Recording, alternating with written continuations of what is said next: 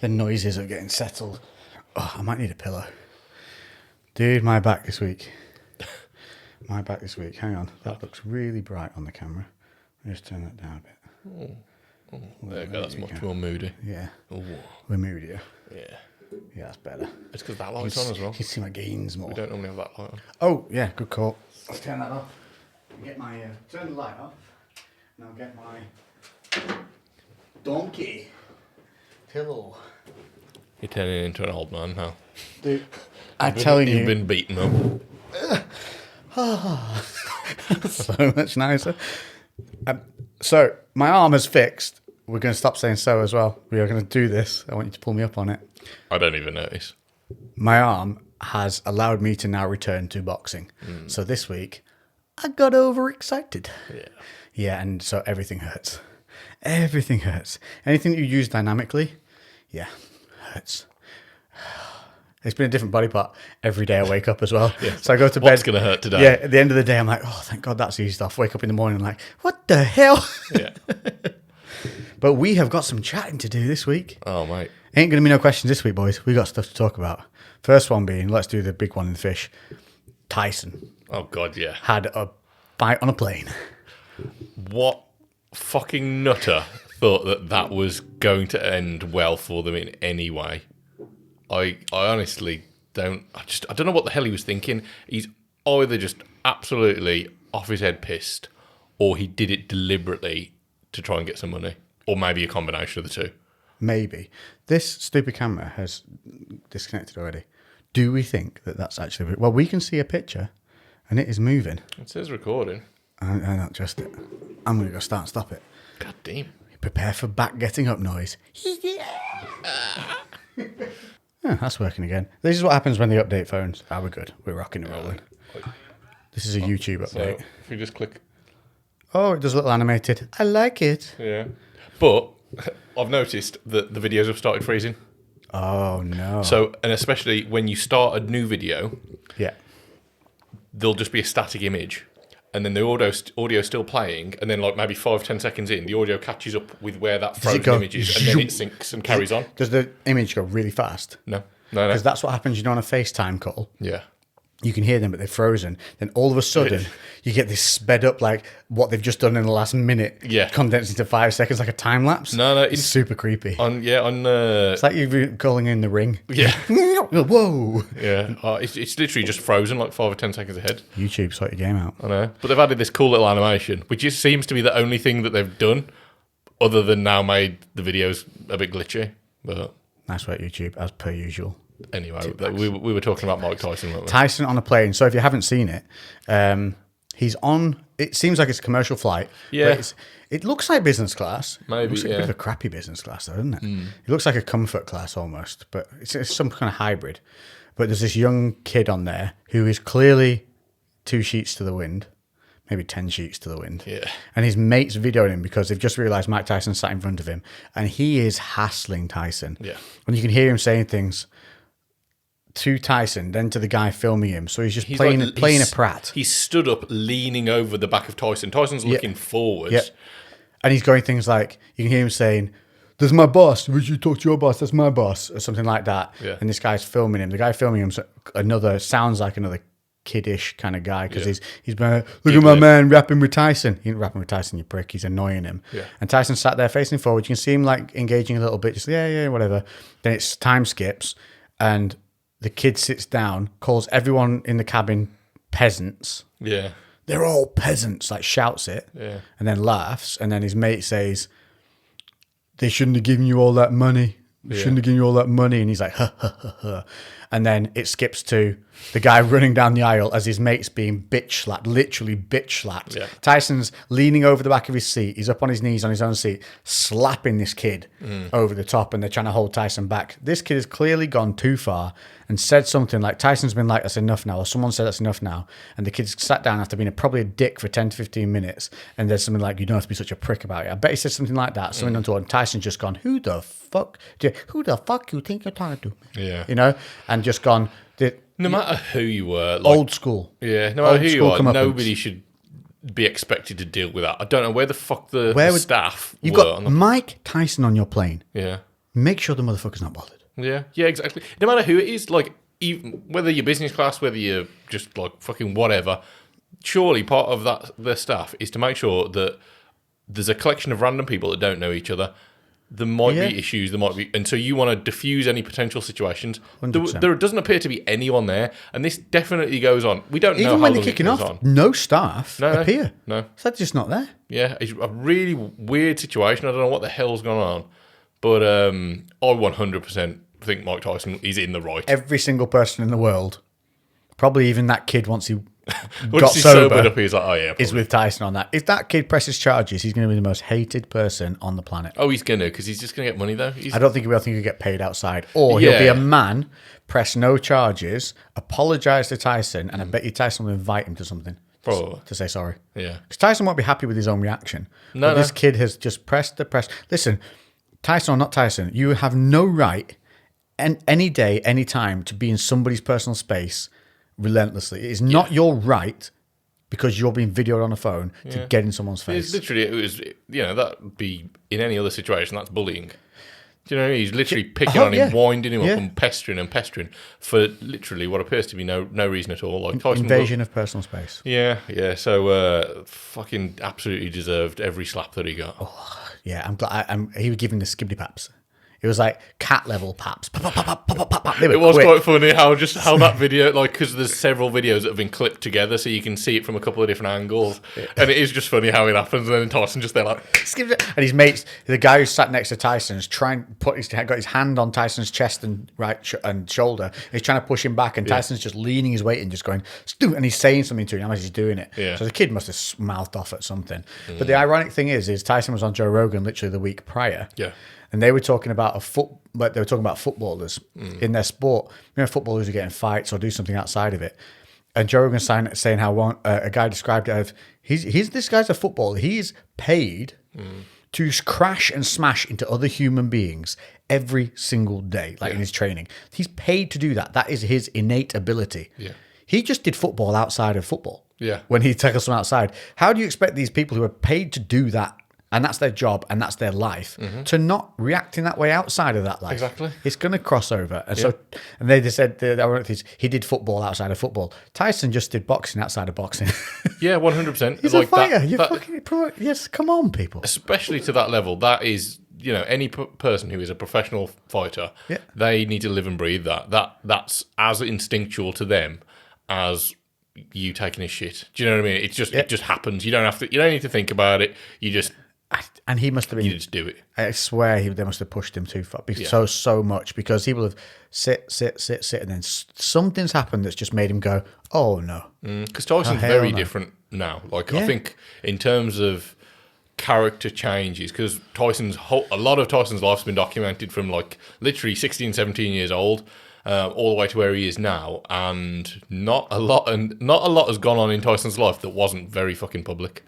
And we've seen him through real rough patches, good and bad, highlights, being fucking broke, being loaded, on all kinds of... He don't hide nothing. And he seems to have really turned a lot around. There was a real point where Tyson was a nasty person, and Tyson admits that himself. Well, he says that he's all encompassing. So when he was in boxing, if he even got a shot against him, he would be pissed off about taking that one hit that he could have blocked. Yeah. And he would be worried that Gus would be mad at him for not. So he'd be dialed in as to never letting that happen again when he was in training for the next 5 days of that week or whatever was going on. Yeah. He said that's how his personality was. It was all encompassing. He said that's how he was with everything. Yeah. So he said that's why his relationships didn't work, because he says you take this somebody who's so dialed in and so focused on whatever the commitment is, put that into a relationship, it's a fucking nightmare. Yeah. Imagine someone coming at you all the time telling you, hey, I love you, hey, you're beautiful, hey, stay with me, hey. Yeah. And they were like, whoa, what are you doing? He's like, oh, I'm sorry, where are you going? Do it, like that. Yeah. And see, he said now he's much more in balance in life of understanding what he has, who he is, what he's capable of, and more maintaining the beast, which is scary. It took him, how old is he now? In his 50s? Yeah, I think he's early 50s, right? took a human being of that and he's a very psychological guy. Like he's a lot more well read and he's more intelligent than people give him credit for. And it's taken him this long, plus DMT and mushrooms and all this to realize how to do that. I do think that obviously you've always got a kind of your ceiling of intelligence, but I think Mike Tyson is more intellectual now because of a lifestyle of having to try to fix his problems and experiences. Yeah, like, so I don't think that it's fair to say like, oh, it's taken him this long. He just, when he was 20 and 30, he just wasn't smart enough. He wasn't capable of doing it at the time. Well, you can't say he had the wrong people around him because he had Gus. Well, no, he didn't. He only had Gus until he was 19 or 20, didn't he? Actually, if you think about it. And then after that, he was surrounded by prats. Yeah. And that's when he went, woof. So there you go, yeah. It's a testament to taking an inward look at yourself and who you surround yourself with. Tyson's like a walking, talking example of that. Yeah. But Jesus. And if you see Tyson on a plane, don't beat him. Don't abuse him. Just, I mean, the fact that he must deal with that everywhere he goes all the time. And do you think really he wants to be hounded in a space he can't escape from you? Yeah. What do you think is going to happen? You get your family pet, you put it in a cupboard and keep poking it for a while. Yeah. See how much that pet still loves you. Yeah, I think that's a really good point, actually. I didn't think about that. The fact that, like, a lot of people have anxiety on a plane specifically because you can't fucking get off. Yeah. Like, how many situations do you find yourself in life where you are literally trapped? There's not that many. You can be in any situation, you can get up and leave. If worst comes to the worst, you just get up and go. Yeah. I could just be like, fuck this podcast, I'm off. Yeah. When you're on a plane, you could do it, but it wouldn't be you wouldn't be that successful. Yeah, you need a parachute. Yeah, so you've backed him into a corner already in the terms that he can't remove him, or he would really struggle to remove himself from that situation. Because I imagine if that happened in a restaurant, Tyson probably is at a point in his life now where he'd be like, fuck this, I'm off. And he'd just get up and leave. Yeah. I honestly think the restaurant would be all over it, though, to keep those people away from him. Yes. Yeah, the staff. Yeah, what's gone on with the plane staff? I have no What would you clue. do if you're on that plane and you saw Tyson skibbly papping somebody? Would you go over and try and defuse it, or would you just be like, I'm going to watch this? I would, if I'm honest, like, I'd love to say I'd try and defuse it, but I'd probably be in shock of that actually going down. Yeah. And, like, I would do my best to defend Mike Tyson. I'd just be tempted to shout and go, no, Mike, he just wants your money. Yeah. Think of the money, bro. Or if somebody was really brave, they could have just gone up and punched the kid in the face for Tyson, and they'd be like, I've just saved you some money there. Yeah. You'd have been a hit. Imagine. Yeah. You'd have been hailed across the land. Just knocked him out, and then be like, what's he going to do? In the video, you just walk over, stump. Sorted? Cool. Yeah, just like, I ain't got no money, so he can't take it from me. Tyson would have you covered anyway. Yeah, exactly. Tyson, like, whatever happens, bro, I got you. Yeah. And then maybe, like, I assume Tyson probably travels with security. Well, I assume the guy next to him was something to do with him, but he seemed pretty shit. Yeah. Because he's just trying to push Tyson. Like, he's literally just got his arm on his chest. He's not getting out of his seat, and he's certainly not bothered not stop this kid talking to Tyson. But how incompetent would you feel if you're Mike Tyson's security guard? Yeah, you'd have to be a crazy fuck. Yeah. You just feel really inadequate the entire time. What you'd almost need to do... He'd be looking to Mike. He's like, what do I do now, Mike? He'd have to go polar opposite and have like a ninja midget. Yes. Yeah. Just this fucking... Just thunderbolt of just deadliness, basically, but wrapped up in a small packet. Yeah. That'd be the way to go. Yeah, you would just feel inadequate. Because that dude's smaller than everyone all the time anyway, so it wouldn't make no difference that it's Tyson or bloody Thor. Yeah. So that was... it blew my mind because I don't know, I thought Tyson... And I completely understand it because he was pushed so far, but I did think that Tyson was almost like... Past that. Past that. That's why I think this kid said something really offhand. I still can't believe that someone had the fucking nerve to do it, or is that... You can see the kid pointing at him, like going, we should... And he even says at one point, we should party, bro. Yeah. I reckon he's poked Tyson, to put his hand on him. Yeah. I think the only reason that Tyson would react like that is if the kids touched him first. It's got to be. Yeah. We'll find out, I'm sure. Is the CCTV footage on planes? I assume there's got to be like... Yeah, I don't know if there is, You'd think there would be, right? There's a black box to make sure the pilots aren't getting blowjobs and crashing planes anymore. Like they used to do in the good old 80s. Yeah, I'm sure. You'd think that there'd be CCTV, right? You'd think so, for but other, also... like, security reasons. Also, these planes are not all that new either. And true. they keep them for like 10 years at a time, don't they? Yeah, maybe. But even when I went on a plane and flew business to America, it wasn't like it was nice, but you could see it was dated. The plane was dated. I've only seen in a whole year where I probably flew more times in a single year than I had in my entire life, and I've flown consistently since I was a child. It's just sort of traveling that much with events and stuff. Only 1 or 2 planes out of maybe 20 to 30 flights was new. Yeah. Which is kind of scary. Well, it's kind of testament to how good planes are for a length of time. Yeah. But also the fact that they've not got enough money to just keep updating these planes within a decade. Yeah, but I suppose if it ain't broke, don't fix it. Like, I guess what's the turnaround? Yeah, the problem with the plane, though, is when it breaks, shit go pretty bad. Yeah, but again, a lot of these things, they're that closely monitored and there's that much feedback and that much maintenance that they know when to call it. Like, realistically, like, again, fucking plane travel's still the safest way to travel statistically. People, you don't say that about your car, but then when somebody has a blowout on the motorway and wipes out somebody next to them, like, dude, that reminded me. I forgot all about that. The other day when I was driving back, actually, I'm gonna put this is a little story. We went to it was just me. Me and the voices in my head. We went out. Me and all of my alter egos. We went out for a drive. We'd gone to the gym. We were coming back. I said it again. I'd gone to the gym. And I just come out of the gym. Schizophrenia is really taking over. I know, Alex. I know. Shh, don't tell them about us. Yeah, precious. Yeah. Gerald is a real person. I need to bring Gerald back on TikTok. I'm going to do it now because I think I'm going to bring him back without the boggle eyes. You know, just the hat and the ears. Yeah. Because I think that'll work. I work. I did like the boggle eyes, but I know, but it's impossible to get that fucking that exact one because it does. The problem with it is what do you call it? What is it called? Filters? Filter? Is it a filter? Yeah, It's a filter. The filter was great, but it also changed the voice to make it like so if I went, oh, it would go, oh, because it was meant to be an alien filter. But it just so happened it made me look like an elf. Yeah. And there is no other filter that doesn't mess with the nose in a weird way to make me look horrendously ugly with the big eyes that does the same face without fucking the voice. Yeah. Surely there's got to be like some app where you can just build your own filter or something like that. You'd think so, wouldn't you?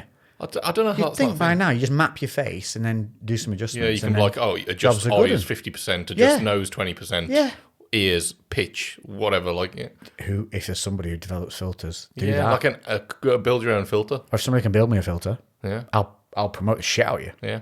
Hashtag Gerald filter. Yeah. That's what it would be. So if people don't know, Gerald was a fun alter ego that I developed just because I was bored in COVID, and genuinely became schizophrenic. Yeah, he was a shouldn't laugh. He was a naughty little fellow that ran around my house stealing my chocolate. Yeah, and I just did little skits, with me. Everyone loved Gerald though. I know. I'm bringing it back. He's coming back on TikTok, but because I brought him back just for a little kind of cameo role in that my protein ad I did for the pancakes. Yeah. And he has no voice though. He just comes in and he's just like, but everyone that was automatic, they got loads of messages going, Gerald. Yeah. So yeah, I'll do it. And it's perfect place. TikTok's a perfect home for him. Yeah. Because it's just skits, isn't it? It's a good fun thing to do. So I'll do that. But if someone can do filters, hell yeah. Hit me up. Hit me up if you know anybody that can. Otherwise, yeah. So we'll see. We'll do that. What was my point? Oh yeah. So I was out with you and Gerald. Me and my voices. I was coming back from the gym and I pulled off the motorway. And when I come off the motorway to go back onto the country road to get home, you go through the underpass of the motorway that I've just been on. And underneath it was just 2 young kids pulled over, boyfriend and girlfriend, I assume, unless they're brother and sister. And they were pulled over on the side. But there's always those big long curbs underneath drive-throughs where you sometimes see loads of cars parked. Yeah. People walk to work from it because it's been a weird situation. Yeah. And they were on there, had a massive flat tyre. So I pulled over to check if they're all right. And this kid had no idea. He was like 18 or 19 about changing tyres. Yeah. Nothing. And I was just asking him questions because I couldn't see the wheel quite. I was like, has it blown completely or is it just something stabbed? Is it a slow puncture, something like that? He goes, don't know. Yeah, it's flat. I was like, I can see it's flat. Yeah. But I was like, do you have a spare? I was like, are you because I pulled over initially. Just like, are you guys all right? Do you need any help with anything? Do you need to? Because I was basically going to pull over to say, if you need to take you somewhere, we can go get you like something. Yeah. I was like, you all right? Have you got anything? He's like, yeah, we're all right. I was like, I better just add more to that question. Yeah. Do you have a jack and a spare wheel? Yeah. And he was like, what? Yeah. A jack and a spare wheel. He was like, I don't know. My name's Steve. I don't know anyone called Jack. Yeah, I was like, have you stolen this car? Is this your vehicle? Are you old enough to drive? The girl stood at the bonnet just doing the dunno emoji. Yeah. Dunno.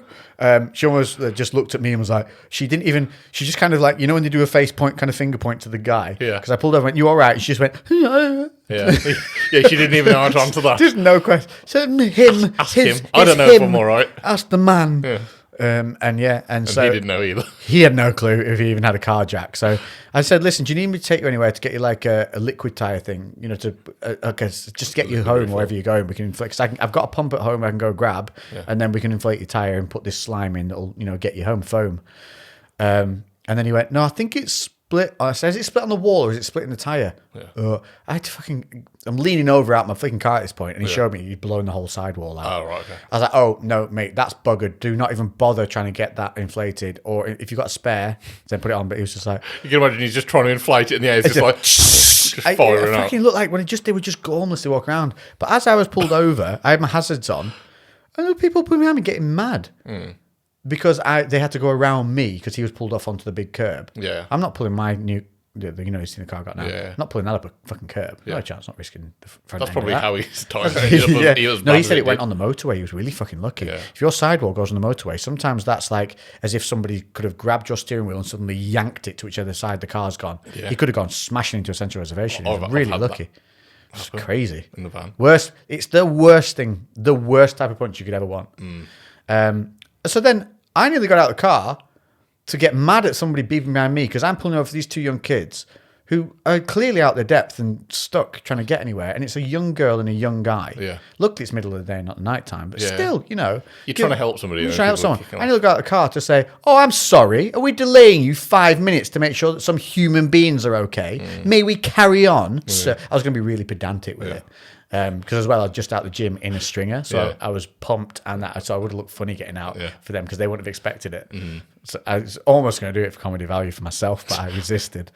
And anyway, I ended up leaving them and just saying good luck, have fun, because his dad was 20 minutes down the way, 20 minutes away. So he was like, "I'll get my dad out." I was going to say it's worth doing, isn't it? The amount of times that you come across somebody and it's not they don't know because they don't know. They've probably never had a puncture before, and I'm sure at one point when I can't really remember, but the first puncture you've ever experienced, you're like, oh, okay, I know there's a thing called a jack, and I know there's a thing, but I've never actually done it before. Have you tried jacking up a car recently with the new alloy fucking implements they give you to do it? They give those little bottle jacks that are like the tiny little one. Little diamond-shaped jack. Yeah, the jack works fine, but the things that you have to lever it up with, it's like two pieces you have to put in. There's like a bar with a hook on the end, which goes into a circular end. Oh, no, yeah. So on the end of your jack, you've got this little circle hole that rotates around, which obviously you wind it one way, it goes up, you wind it the other way, it goes down.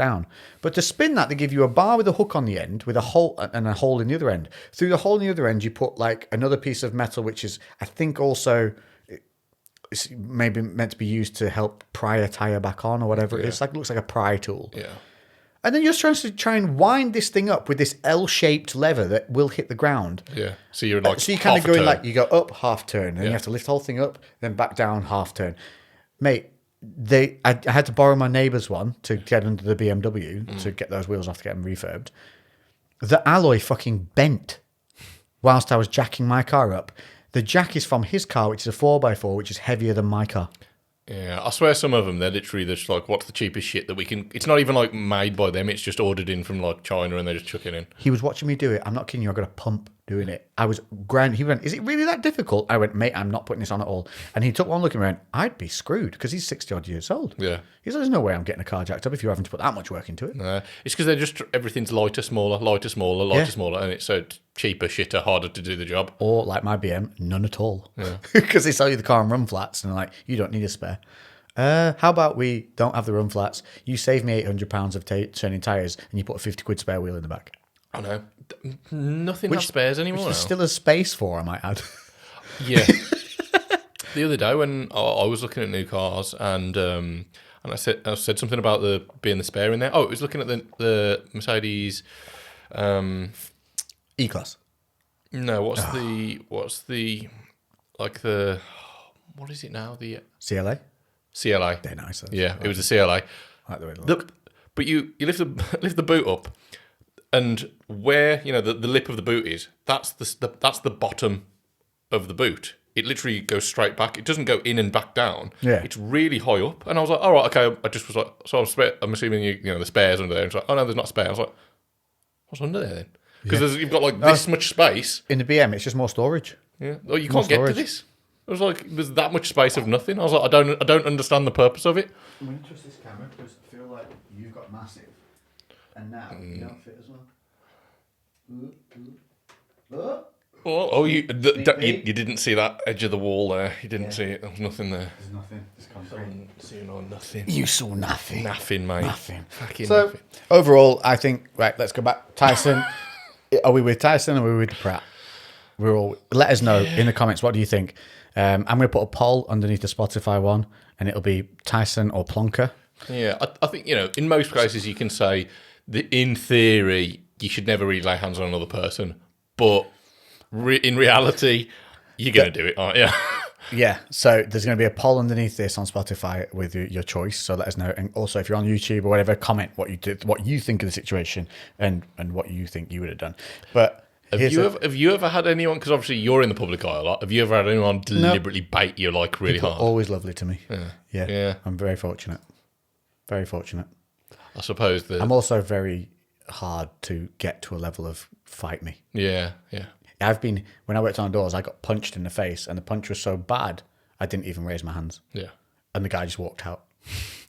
And he literally hit me. We'd already escorted them off the dance floor. And it was an irritating, stupid thing about the club we were working in where you had to punch in a code to get them out this one fire exit. Right. So imagine dealing with some proper fighting drunks to then have to go, can we just pause the fighting whilst we tap this code in to kick you out? The amount of people that we ended up in that corridor heading into a brawl because we couldn't fucking sedate them enough. Yeah, get them out. Yeah. I'm not kidding, this dude must have been 6'3". He was massive. And I was holding him against the wall whilst my mate's tapping in the code. And he's looking at me, and I see him looking at him. And as I looked at my mate, he tried to throw a punch at me. And it came cut from down above. Yeah. But it was like when they kind of you don't know how to punch. Yeah. And it came at me, and it kind of I slipped it. Yeah. And it kind of just grazed the top of my head. Shit slipped out. I took one look up him. I went, "You done?" He went, "Yeah." I went, "Out you go," and he went, "Good," and walked out. It's just like he had this half-assed moment of his ego went, "You got to do something," and it went like that. He was just lucky. If I'd have been anyone else, I'd have been a 1-2-3 combination on you, maybe you thought the doors uppercut right left, and most doormen would have done that to you. Yeah, maybe he's thinking the door's opening. I'll fucking get one in and go, and leg it. Yeah, it was so funny. I remember it. I remember laughing my ass off as I walked back into the club. It was, it's like a kid has hit something and they immediately realise they've made a mistake, and you see their face change because they do something and you just go because something. Yeah, it was one of those. It is really funny. There's a moment of levity when if you're about to have a fight or you're in a fight and then you realise that the other person can't at all, and you're like, oh god, this is going to be easy. It was a really long time. It was back at school when I had something like that, and it's that same kind of that punch that comes down like that, and it's almost they're getting you with those knuckles, and I literally got hit twice by that, and I didn't even put my hands up, and I instantly smiled, and then I put my hands up, and I was like, all right, tip. Let's have a go then. But yeah, it's just that moment of I suppose it's relief because you're always. If you know something's or potentially going to kick off or is about to kick off, you don't know who you're dealing with. Nah. And there's always that. I think if you've not had that many fights, you can almost be overconfident, but then the more you're exposed to it, the more you realise just because someone doesn't look like they can fight doesn't mean that they can't fight. Here's a handy hint. If there's ever something kicking off and some dude in the middle of it all's super quiet and super calm, don't fuck with that guy. Yeah. Don't care how little he looks. Yeah. Don't fuck with that guy. Yeah, unless there's wee dribbling down his leg. Yeah, don't fuck with that guy. Yeah. Even then, he might just be having a massive adrenaline rush. He might be storing the adrenaline. He might be so efficient that he's clearing his bladder, ready for lightning fast attack speeds. I was gonna go for a wee, but I can't now, so I'm gonna have to just do it. Yeah, I'll just let it go, and then you guys are getting it. I did have one that was hilarious when it was 3 guys against me on the door. They'd done something innocuous, like take a photo off a wall from the bar or something, but it was just principle, don't be dicks. And I walked out, noticed them do it, and they were halfway out. When you come out the door, let's say they got about 15 feet, and went, "Oi, give me that picture back." It was like Polaroid. It was a nice thing. People took Polaroids whilst in the place, and they all went up on the wall. It was just, patrons' wall. And they were like, "What are you going to do?" I'm going to take it. And so as I went up to them, they all turned to go on me. And so I stepped into guard like that. And as I did this, they literally looked at me and went, "What are you doing?" I'm going to fight you pricks. Yeah. But they didn't know what this was. They didn't know what guard was at all. And then I started backing up towards a wall. Yeah. I was like, "Come on then." And they started walking, looking at each other a bit like, Yeah. Curious, because I was backing up to the wall whilst keeping this guard up. Because my theory was get my back to the wall, then I know where these fuckers are at. No one can blindside me. They were like, "Oh, he's trying to get us on cameras. Let's go." Yeah. I was like, "You bunch of pussies." It's 3 of you against 1. Yeah. Did you get it back? No, they won't come near me. Oh. And it was a Polaroid. I wasn't about to like try and put myself at risk for a Polaroid. Yeah, and also if you're engaged first. Yeah. I was just very confident that if I cracked the first one that came near me, they would all back off. Well, as soon as they said that, you know that they don't know what they're doing. I was so funny because imagine it was like this. They started coming at me. I went like that, and they went, "What are you doing?" And I went, like, what are you doing? Drop my guard a little bit. We were going to have a fight. Drop my guard a little bit to be like, "What the fuck are you even asking?" Like, what? I was like, "No, fucking fight you." Yeah, are we not going to have a fight? Like, how have you gone through life? You must have played video games. Like, what Yeah. the fuck is wrong with you? What am I doing? You never seen someone because you've never seen someone in real life guard up. Yeah. Because obviously, whatever they're fighting or trying to be hard about when they're Probably there, if never. they're just swinging from the hips or headlocking each other to death. Yeah. Yeah, funny times. Door work, man. That was there. I think it was one of the best things I ever did. Yeah. Like, as much as people, it did teach me a lot about people. Yeah. I And know their a few people mentalities. that literally just stopped drinking because they ended up working on the doors, and they were like, I've seen that many people in such states that I don't ever want to be like that. So they were literally like, they just knocked drink on the head because of dealing with so many drunks. Did I stop drinking? I wasn't really drinking at all anyway. I've never been a big drinker, so it was not a problem. But I definitely resented cigarettes for a very long time because we used to come back no matter what, stinking of cigarettes at some point or other because you only needed a few people around you. And partway, quite early on, they banned cigarettes within it. But there was like a year where I had to do it with them. People still would like to smoke inside. Yeah. And that was the beginning of my door work time. But Jesus Christ, you used to literally have to hang your clothes outside of when you got back home. You couldn't bring them in to the room you were going to go in because your whole room would smell like cigarettes when you woke up. Yeah. It was. And I remember thinking, oh, that's around me all night. How bad is that for my lungs? Yeah. If it's that, saturating my clothes that much. Yeah, yeah. If it's doing that to your clothes, or doing to your lungs, then that's all the time. But it's also mad. You think that's just a shirt and trousers in a room would stink the whole room out with no active smoke. So if you're smoking inside your home, imagine what your home smells like to other people. Reason to quit alone, that is. Yeah. And let me also tell you this, vapors. Your shit stinks too. Oh god. And we don't fucking like it. I think I actually dislike vape more than fags. They blow that shit around like nobody's bothered about it. Yeah. I'm like, dude. Yeah. I just don't want to consciously be inhaling something that's been inside your lungs as well. Do you know what I mean? I just don't like the idea of that in general. But it's they're more lackadaisical with it though, because it's not smoke. Yeah. It's still nicotine vapor. And stinks. I was walking through town. This was a couple of weeks ago, and there was a couple pushing a pram, and somebody was coming the opposite way with these fucking massive vape clouds, and this guy just blew this massive cloud, and they had to go through it. It was like a wall of fucking smoke. Yeah. It was like fucking They're stars in their eyes. They're the old school bullshit ones. Yeah, and they had to push their baby through this massive cloud of smoke. I'm like, what a fucking dick! knobhead. Why could you have not puffed on it just for 15 seconds while they walked past you? Yeah. Because it was me a little bit further back, and then no one else. The street was empty. That'd be like me just burning something and wafting it past you as you just walked. Yeah. Nobody'd accept that. Especially someone's fucking baby. What?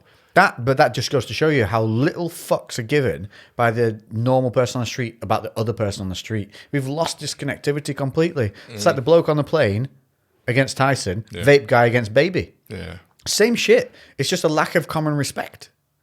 And you know what brings back common respect? The skippity pap pap paps. Yeah. Fucking Like if that dad had gone over and smacked that vape out that kid's hand, he'd have fucking wouldn't have done that again. Yeah. Or the baby had beaten him up. That'd have been even hilarious. better. Maybe it was a ninja midget in the pram and not a baby Mike at all. It was Mike Tyson's bodyguard. Oh, Jesus. I'm going to have to Google ninja midgets. There's got to be one. There's got to be one. Yeah, 100%. My best mate Chris used to vape a lot. When he quit smoking, he went to vaping, and it was the old school bullshit, stupid, fucking massive cloud ones. What do they call them? Rigs. I don't know what. Yeah, rig. Yeah, rig. He used to piss me right. They're like massive, weren't they? Yeah, and he didn't. He knew he used to piss me off, but he didn't care. And he was vaping in one of the hotel rooms when we were working away one of the times. I was like, "You're gonna fucking set the smoke alarm off?" And he was like, "No, it doesn't work like that. They're on a different. It's a different sensor or whatever else." And he was like, "Look," blew it directly on it. Woo, woo, woo. it was just silent, and he looked down at me. He was like, "See," and I was like, "All right." Then the fire alarm went off for the whole fucking floor. And we'd already, like, I think we'd had. Can they tell which alarm's gone off as well? Yeah, they know. So they came to our room, and they knocked on the door. And basically, I was like, "Fuck's sake, they're gonna get charged for that because like there's normally a charge for like the fire alarms going off." And I just turned the shower on full pelt and opened the windows. Had you done this before you knew the knock was coming? Yeah. So as soon as the alarm went off, I was like. So then the room started filling with steam. Look how quick your brain goes into don't get charged mode. Yeah, I was just like, and then they knocked on the door, and I was just like, oh, we just had the shower running, and the steam set it off, I think. And they was like, oh, all right, okay, and they believed us. So we got away with it. So they came to a room with two blokes in it that was so steamy it set off the fire alarms. Yeah. Yeah. So you're the gay guys for the weekend. The guy there, though, the guy who came, so he was the one who checked us in, and he was like the campest guy ever as well. Oh, so he was like, yeah, I know. And we're like, oh, fucking hell, here we go. But yeah. I'll be seeing you boys later. We had a nightmare as well. I'm pretty sure that night we'd just finished, I've got a feeling it might have been in Northern Ireland. We just finished quite late, and they double booked our room. And it was so late on the night, like we couldn't get a hotel anywhere else. It was like 11 o'clock at night. Yeah. The restaurant was about to close, but they said, oh, don't worry, there's still some, the chef's still working. We can just get it delivered to your room after. So we put an order in. They managed to like sort us. I don't know how they sorted this room that wasn't available. And then after we were like, well, we can't fucking go anywhere else. I've paid for the room already. Sort of something. Did she upgrade you? Yeah, I think they ended up upgrading us to something else. And they forgot our food. We set the fire alarm off. And then I was like, I had to be up at like 5 o'clock the next morning. And I was just like, it's already like midnight at this point. No. And I'm just like, oh, fuck's sake. And our food was cold because they'd cooked it, forgot about it.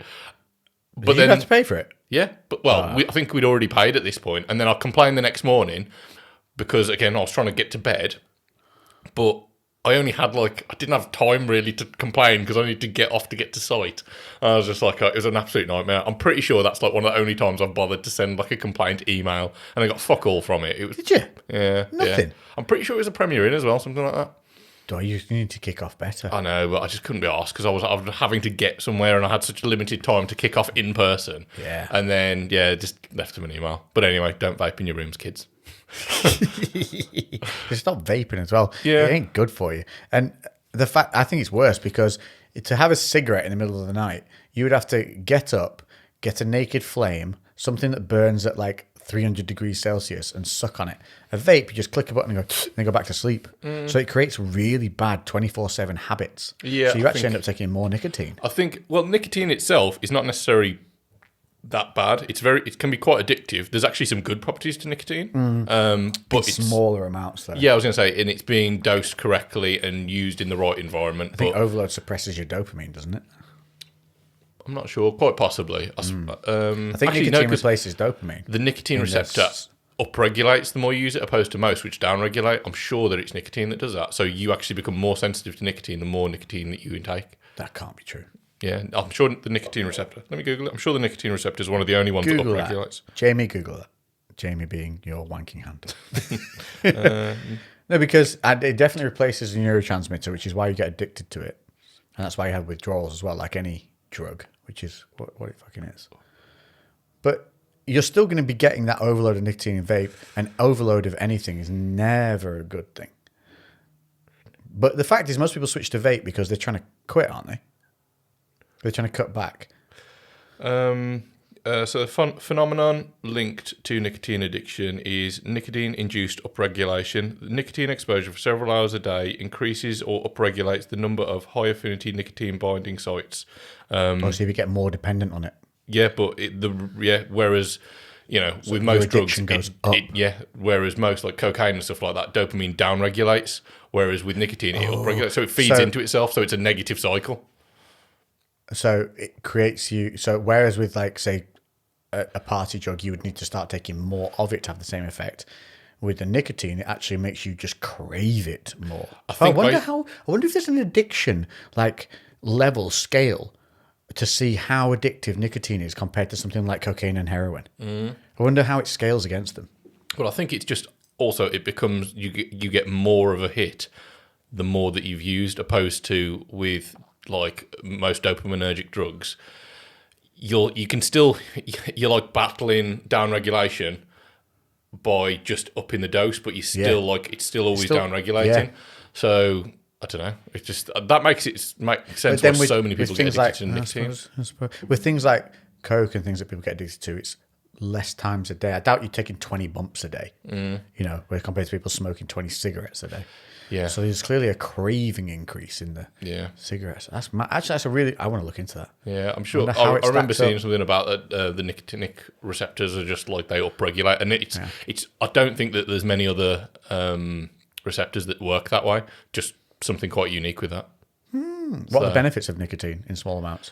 There's like nootropic effects. Yes, so that's it. Cognitive function. Cognitive function is good. There's also just like in terms of drive, focus. So it's quite useful in like pre-workout.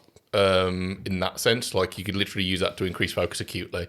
And I'm sure. How would you administer it to be pure nicotine without going vape side there? Well, so vaping would be an option. There's things that there's like orally, so you can go for tabs. There's oral nicotine. Oh, the gum. Yeah, so that's it. It's the gum. People use the gum. You've got nicotine gum, but then also there's like snus, and what's the other one? So one of them is like chewing tobacco, and there's another one which is just nicotine, and it's like a little.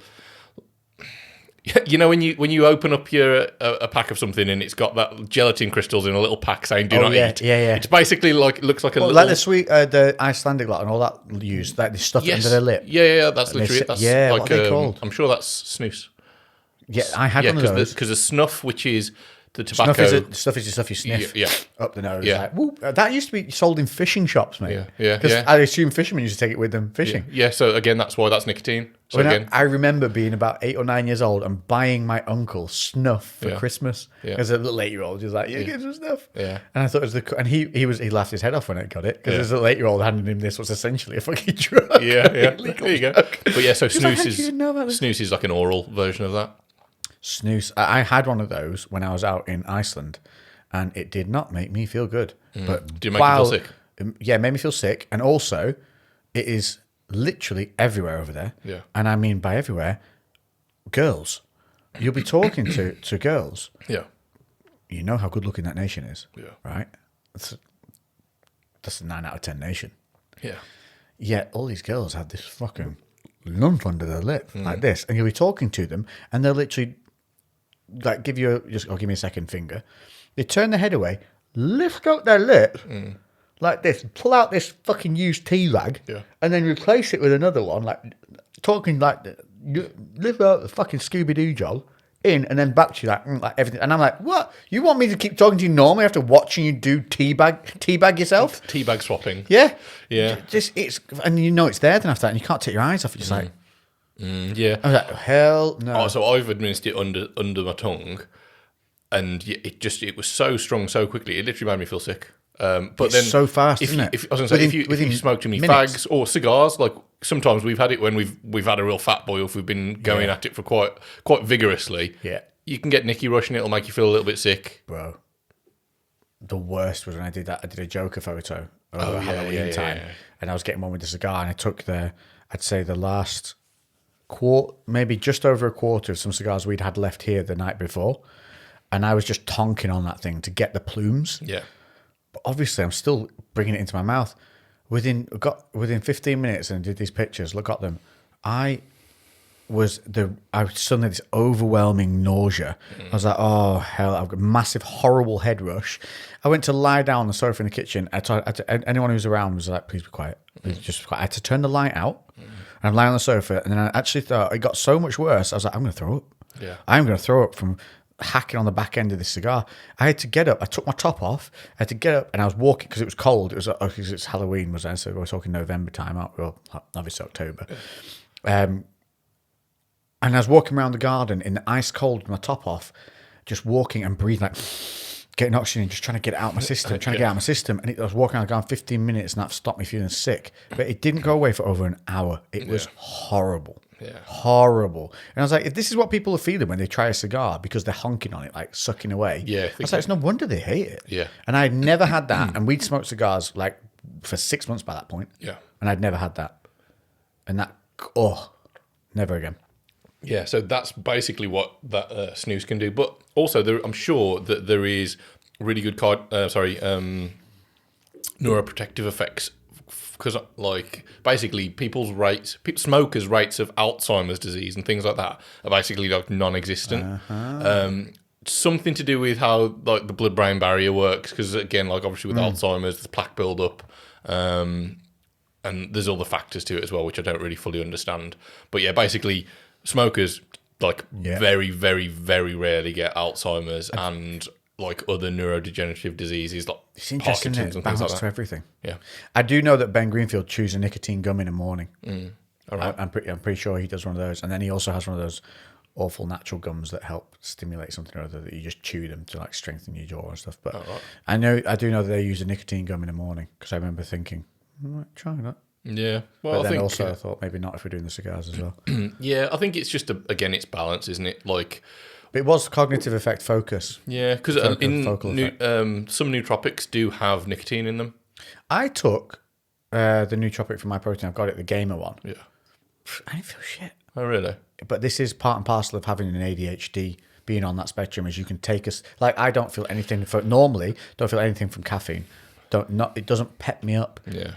I've had the odd occasion where it's caught me. Like if I've been fasted and I've taken something with a big kick of caffeine in it.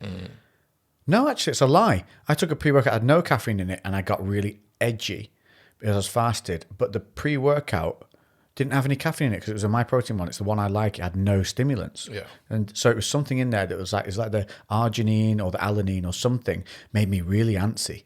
Right. Yeah, it was weird. But I never get that from caffeine. I think at the end of the day, though, like it's the unfortunate reality of if you can buy it over the counter, it's probably not that effective in the grand scheme of things. Saying that, though, you could buy, like, remember Rich Piana's workout? That had 400 milligrams of caffeine in it in one hit. And that's dangerous. Yeah, okay, all right, that's a generalisation. I'm talking when we're looking at all the kind of the fancy nootropics now, which are becoming really popular. Do you not think they're good? I think that there is something to it, but I don't think we're going to be fucking feeling like limitless and we're just going to... No, I don't think that, but I did expect a little bit like... Do you remember they used to do... What was that one by Black Labs? Was it Black Labs? Blackstone Labs? And it was they used... They had that mad bodybuilder on it who was really funny online. He always used to cuss people out. He might have been a Iranian or... No, he was an Asian guy, and he was big. He never really qualified or did well because he could never get in condition. But he was always a big bloke, and then he tore both his Achilles on like a leg press, popped them both. Oh, I don't know. Don't remember? No. Oh fuck! What's his name? I might recognise his face. But... Bold, obviously, bodybuilder. Bold. Okay, so all of them. Bold and massive, but he was. I think he was. And really tanned. But he was properly like bubbly big, like big. Khan.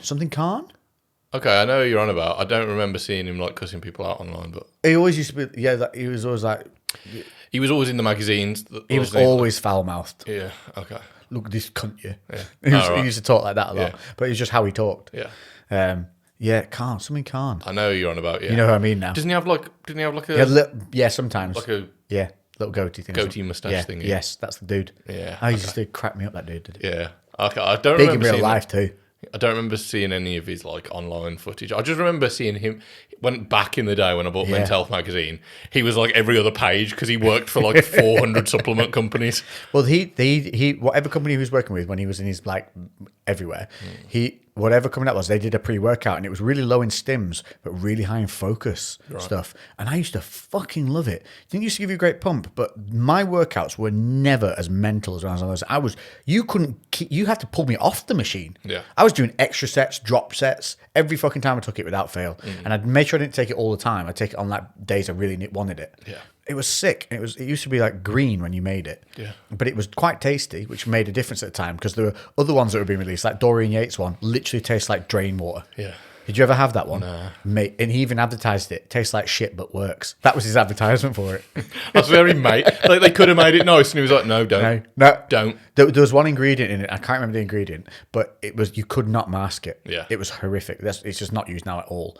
It was it tastes like shit, but works. It did work. It was all right, but you drinking it was horrendous. Sometimes though, that almost works as a pre-workout in itself. Your adrenaline's kicking in just because you're like, psyching "Oh God, like when you've left the protein shake in the car too long. You're like, God, getting ready, get it down. Yeah.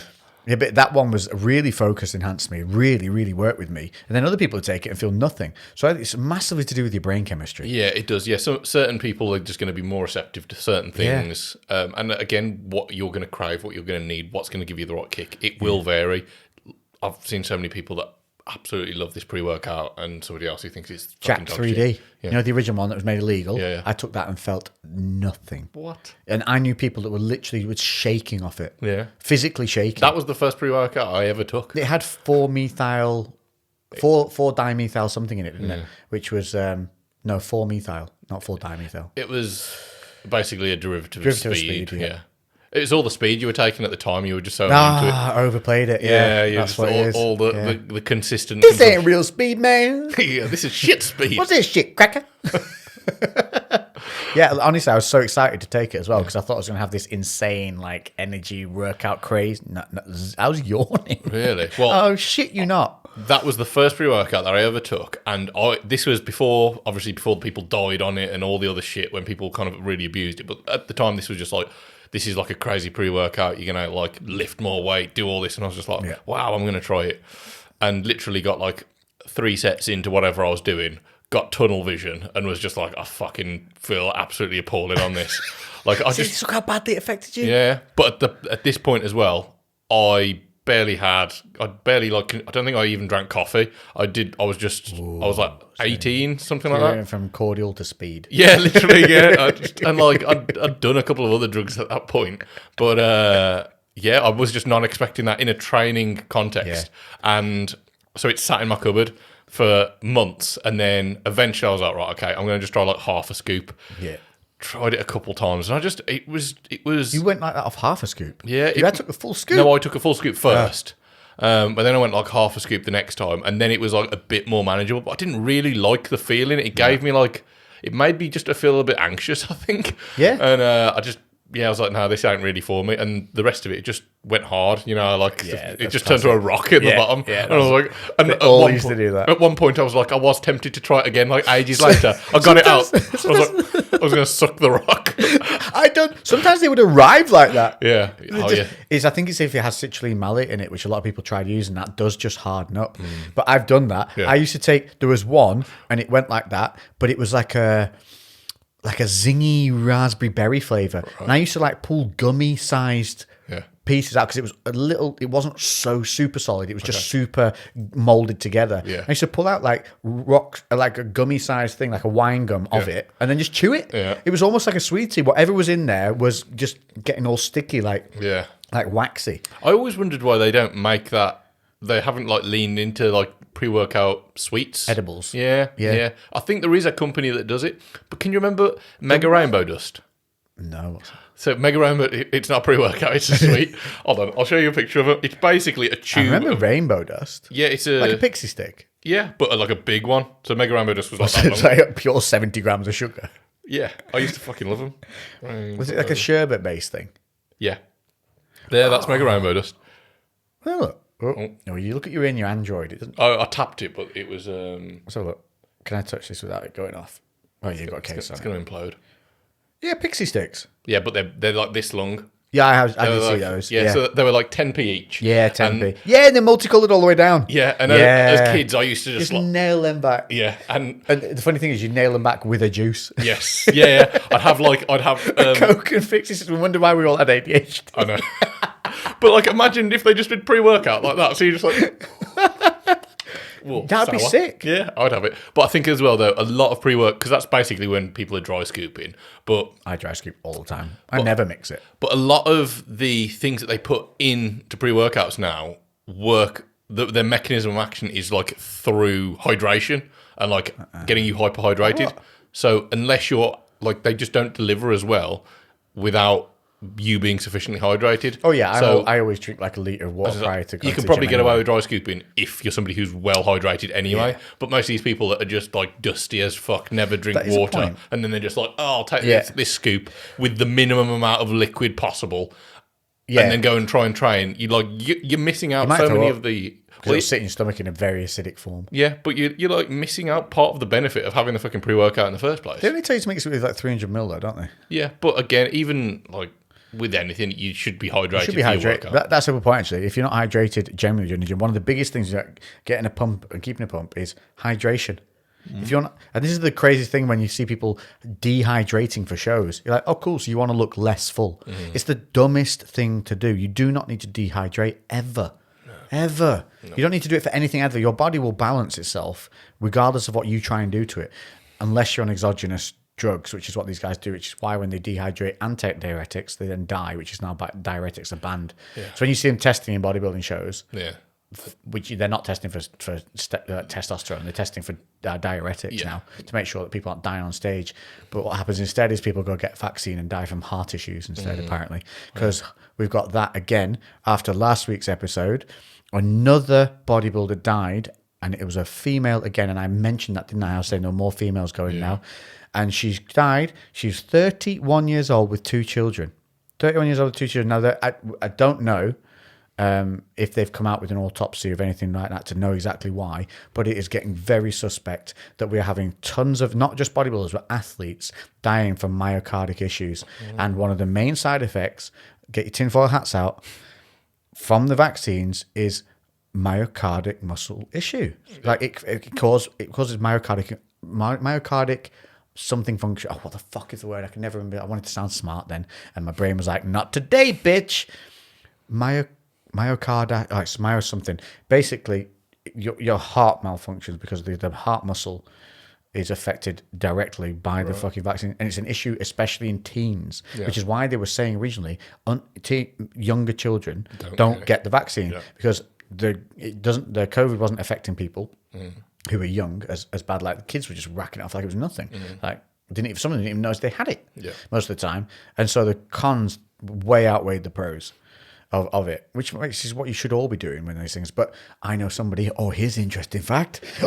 Had a phone call the other day with a very interesting human being who I won't name, but he knows somebody who is literally on the advisory board for the government so they literally only advise. So when it came about, when they put out all the vaccines for the adults to take it, the day before Boris came out and said, children need to get vaccinated now, get them in, because they actually made a drive towards forcing that in, didn't they? Yeah.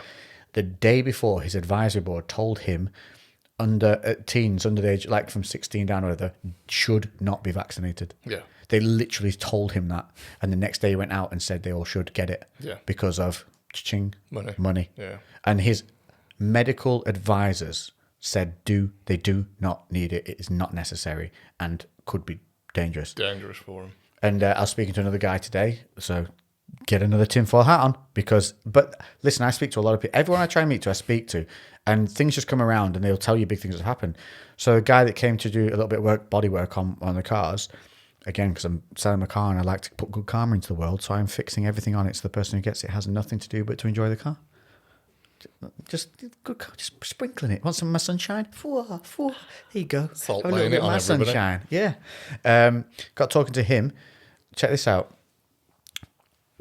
He were you aware that from one sector of the professional tennis community, 5 tennis players died after they all got the vaccine? They all died at around the same time. 5 tennis players.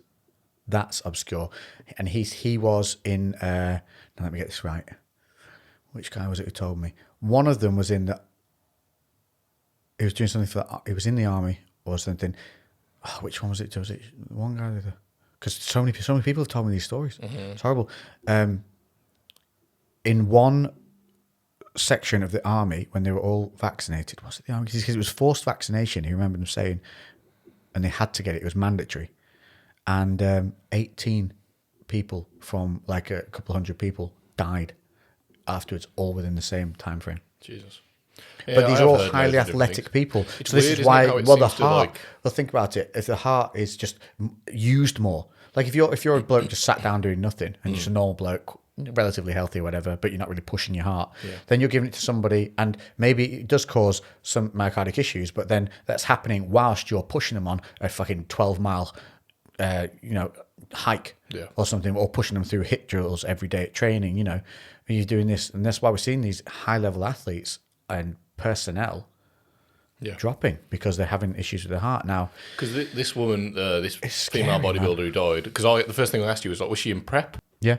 And she wasn't in prep, So she shouldn't have been. She'd come out of prep from the previous year. She'd done 3 shows the previous year. Okay, but like, So drugs as well. yeah, I know, of in course, there, there's which drugs, is- but which is it's not why I like think we're seeing more of them. Yeah. it's not like an acute effect from diuretics, because like, No. Diuretics You were will- asking like, are they in prep alongside it? Because that would be an issue like that. Yeah. Yeah, I see what you're saying. Yeah. because again, normally when they're in prep, the drugs are higher. The other things get added in, Yeah. such as the diuretics, But which she was not long out of prep. I think she prep was like November, December, and so she's died now. So she will have done 3 shows in 1 year. It meant she was probably in prep for a long time during that year, and then will have had the vaccine, I assume, during that time as well. And now, so I wonder if that will come out. What's happened? But it's just sketchy, man. That just dropping like flies all over the place.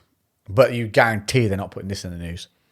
You guarantee they're not showing numbers and figures of people, healthy people, dropping from heart issues. Especially when we've got the Ukraine-Russia thing going on. yeah, there was something about all those football players as well. Like there was an insane amount of football players that have like died with heart issues recently. And I don't know. I'm trying not to be a conspiracy theorist, but there's definitely something. There's conspiracy, and there's just looking at numbers and hearing relentless amounts of information that you're not even searching, that is offered to you just on a general conversational basis. Yeah. I shouldn't be able to talk to strangers and 3 out of 5 times hear stories of them physically knowing friends die. Yeah, yeah. I don't know any of the numbers of what the statistics were prior to the vaccine, or because again it could be COVID itself, like the actual disease, but like the virus. So I don't know how many footballers would have died in the year prior to that, and whether that's also because athletic worth heart looking and at all that, these isn't it? other things. It's a scary prospect, isn't it? Just think honestly, if you've had the vaccine and you're doing a lot of athletics, please go get your fucking heart checked. Just go get shit checked. It's going to cost you less than £200, and at least you'll have peace of mind. And if they find something, at least you can stop it and you can curb it. Because I generally think it's because they're pushing or doing something exertive. Yeah, pushing which harder then than the average. Causes effect, which could essentially. I'm not saying that the vaccine kills you outright, regardless. I'm just saying that it's probably a factor that could be mitigated to stop it, the heart giving out. So it's worth fucking doing more than ever. And we saw people like Larry Wheels went to get his heart checked this week and literally put up the post going, looks like this is a good idea considering what's happening at the moment. So this is happening all over the place, and it's starting to scare people. And it's put me off bodybuilding. Just seeing them out with those going. But now I've heard more about athletes dying. It's kind of made me a bit less about that. I just think because we're in that community, we hear it more. Yeah. I don't. Definitely there's a skewing to the bodybuilders because of the other things, the excessive body weight, the drugs, the severe dieting, and the intense training.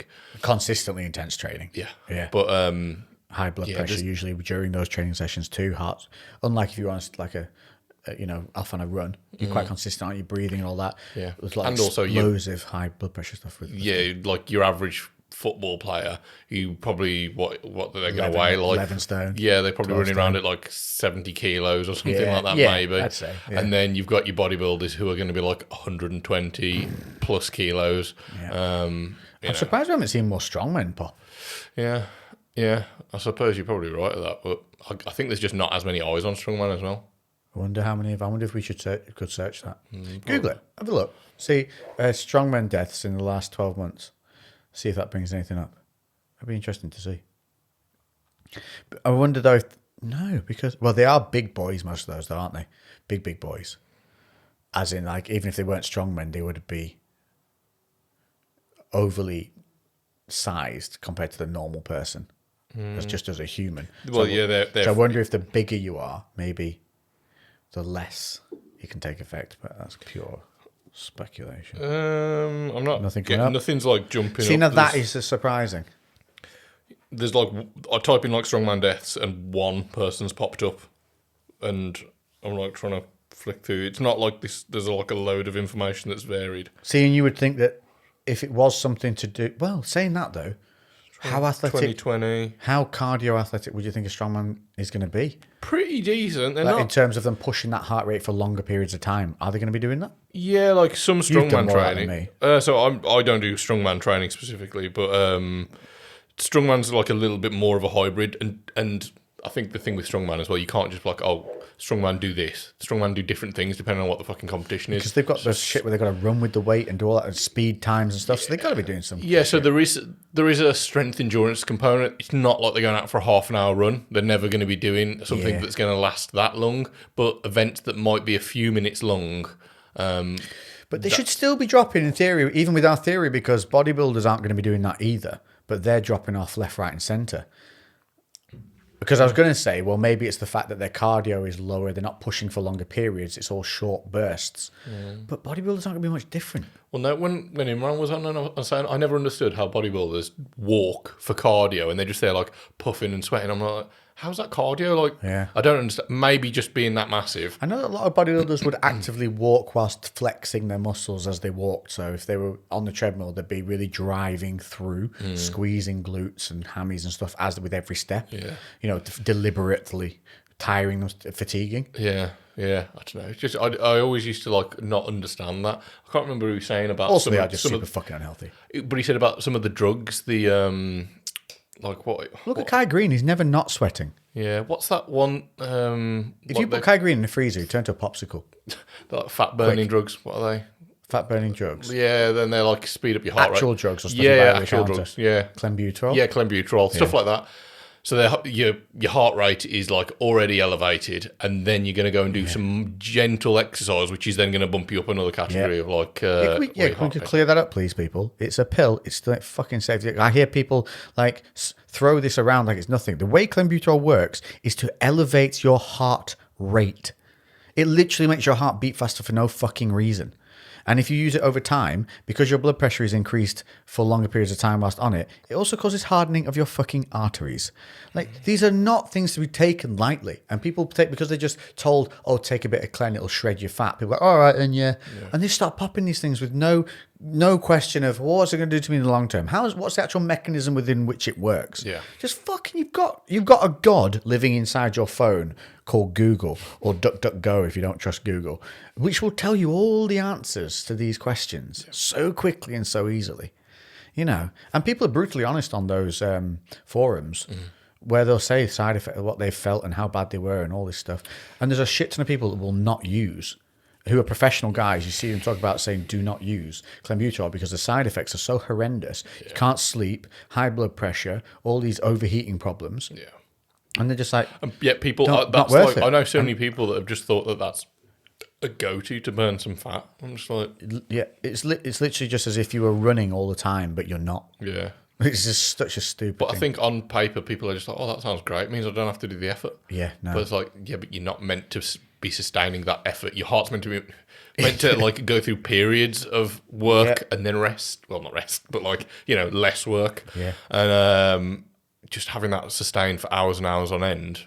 Just think, what the fuck is that doing? What damage is that causing? And no. Imagine if we just made you keep shoulder pressing or bicep curling with a really light weight endlessly though through the day after your workout. Yeah, just forevermore. You just keep doing that same motion over and over again all day. Yeah, something's going to wear out. Yeah. Definitely. Fucking hell. Scary. The other thing that we were going to We've had some good tangents on this one. We have tangent after tangent. Well, we're coming up on, we need to get the final bit in, which is you're going to tell me about. So I'm going to sit back and relax because this is interesting. Because our favourite person who's being fucked over again, he's one of my favourite actors, Johnny Depp. Yeah. He's horrible ex-human who's trying to extort him for as much money as she can and is slowly being made a fool of again. Yeah. Amber Heard, is it? No clue. Heard. She who shall not be named. Yeah, back in court, Johnny. He's already been cleared once of this bullshit. She was already. They already found out she lied about what she claimed he did to her first time round. Her sister was also found out to be lying and embellishing on stories because her sister wanted money, and her own father testified against her in the previous court because she's such a horrible human. So tell me now what this lovely person's doing to. Well, so I literally, as I was driving over, I was just listening to a few clips. They're all on YouTube. This court, like, I'm assuming this happened within the last few days. He's back. Is this American court? Yeah, the American court. Back in court. It's all filmed. She's like re-attacking him. This is a whole new case. I don't know what the exact details of the case are. Like I said, I've just seen clips of it, and it seems like I'm assuming part of this is they're trying to get a judge of character because they're. This is defense. That's what the angle they're going for. And the clips I was seeing, they were bringing in people, just seemingly random people from Johnny Depp's past that he's just been around. And there was one guy who's an artist who Johnny Depp just liked his work, wanted to buy some stuff off of him. And this artist basically said that a friend of his like shared some of his art somewhere, and Johnny Depp contacted the friend saying, "Oh, when he wants to sell them, let me know because I want to buy them." Yeah. And Johnny Depp reached out to him. Imagine getting that message. I know, yeah. And so they met, and then they said, "Oh, did Johnny buy the art?" And he was like, "No, he never bought it in the end." He was like, "Why?" He's like, "Oh, because he basically said, I'll be your patron. I'll pay for everything for you." So he could stop his job, so he could paint full time. That'll give you the freedom to be able to put a full body of work together. I'll put on an event.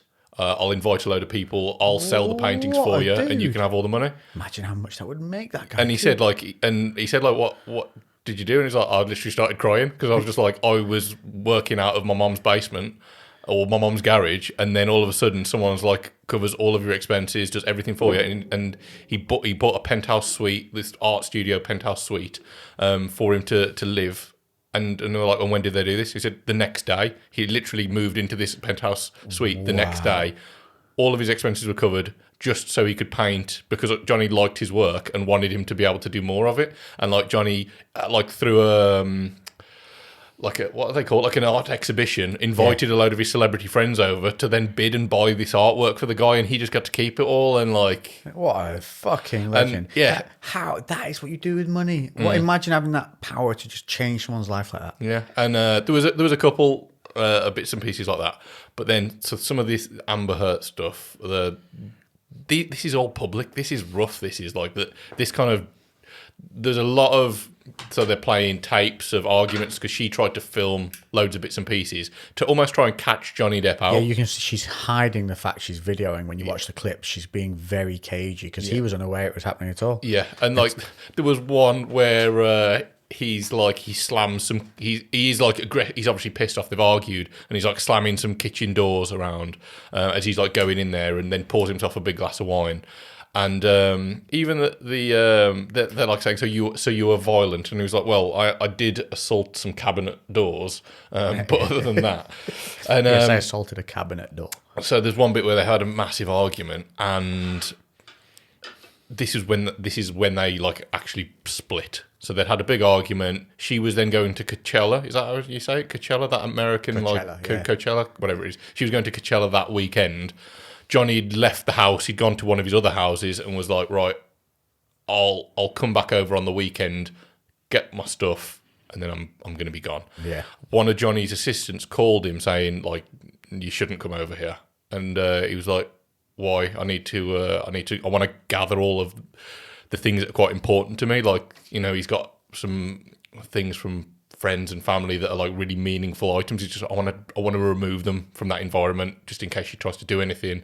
And they're like, no, you really shouldn't come over. And he's like, why? And they sent him a photo, and it was a photo of their bed. And on his side of the bed, there's shit on the bed. There was a shit. You are a human shit. What a horrible human being. And so apparently, she then later on she brought this up, but denied it and was trying to say, "Oh, it's the dogs." And Johnny was like, basically, these dogs are like the difference between a human shit and a dog. The dogs are like 4 kilos. They said they're tiny. He did say what the breed was. I can't remember. They're tiny little dogs. And he's like, I've lived with these dogs their entire life. I have picked up their stuff many times. This was not that. It was definitely human. There was other little bits and pieces. It is horrible. Imagine and he said when they sent him the photo of it before, when they were trying to convince him not to come over, he's like, I didn't know what to do but laugh, because I was just like, it was so out of character, so bizarre. Yeah. That he couldn't even believe that had happened. He also there was like a recording seemingly of them chatting about like arguments that they had already, and basically he was saying about her punching him, and she was like saying, "Oh, I didn't punch you, I hit you," and he was saying, "Yeah, you punched me," and she was like, "Well, I'm sorry that I didn't hit you with a perfectly open hand, so it was a slap," and he was just like, "Yeah, so you punched me then," and she was just like, "It's not a punch, it's a hit," and he was like, "I know what being punched is like. I'm quite aware of that." So she was she admitted to the fact that she was hitting him, and then was like, "I'm sorry, I didn't slap you." Who's instigated this court case? Him or her? I'm not sure. I don't like. I literally saw some of these details. I feel like it's her, and she's just again too stupid and so egotistical that she thinks just the fact that she's a woman, she's going to get away with this. Mm-hmm. And does it? I just.